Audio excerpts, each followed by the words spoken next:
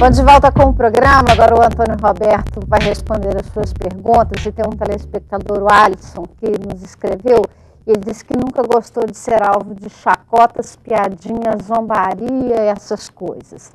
Ele quer saber, Antônio Roberto, se devemos nos afastar de pessoas que nos submetem a isso, que no entender dele são situações de mal-estar.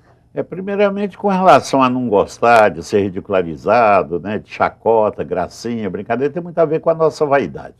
A gente acha que nós somos pessoas tão importantes que ninguém pode brincar, zoar, falar alguma coisa, chatear e tal. Isso é questão da nossa vaidade. Nós não temos controle sobre isso. As pessoas vão brincar, falar do jeito que quiser. Agora, por outro lado, nós estávamos falando da inveja, quer dizer, é muito comum. A pessoa não tem coragem de te agredir, de te violentar, de te verbalmente fazer uma agressão com você, então ela usa da brincadeira.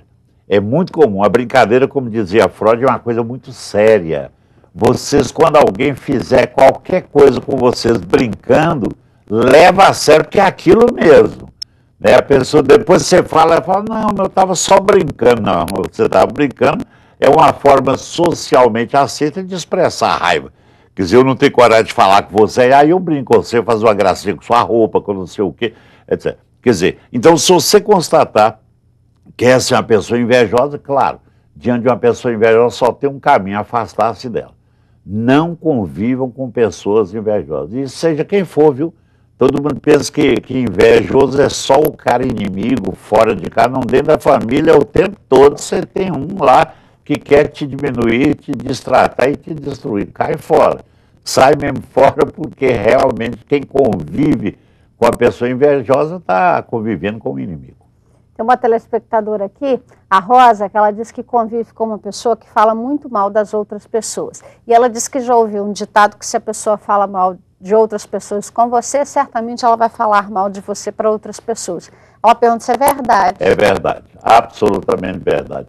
A pessoa invejosa, né, a pessoa que ela apresenta perversidade através da língua, né, uma pessoa venenosa, maledicente, essa pessoa realmente ela tem por estrutura destruir as outras pessoas. Ela não suporta o brilho de ninguém. Então é como ela está falando mal de A, B e C, daqui uns dias ela estará falando mal de você também. Não conviva e não pactue com pessoas que querem destruir a imagem do outro. Uma outra telespectadora, ela quer que você fale a respeito do isolamento social. É o filho dela, que tem 17 anos, que não sai de casa. Ela diz que ele vai fazer vestibular, mas não estuda, só fica no quarto assistindo filme e jogos na internet. Falta muito às aulas, se recusa a ir ao psicólogo e ao médico, e ela está sem saber como agir. Não, e você tem que dar uma pressionada para ele procurar o psicólogo. Quer dizer, é natural que, principalmente na adolescência, haja alguns momentos de recolhimento.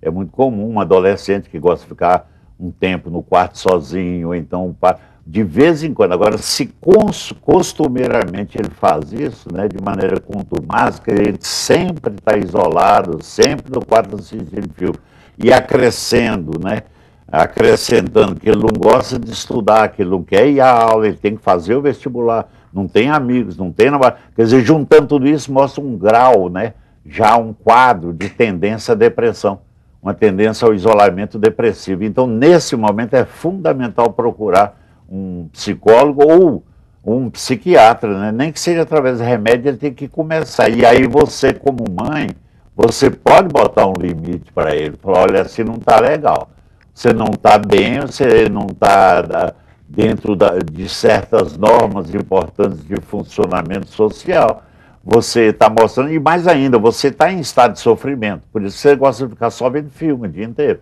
Então você tem que ir, né? E aí o que você precisar pressionar, pressione, mas é muito importante para ele próprio, para a vida dele, que ele realmente saia dessa tendência depressiva na qual ele está se instalando. Obrigada. Obrigado também para você de casa, o meu abraço. Obrigada pela companhia. Amanhã a gente volta a se encontrar. Até lá.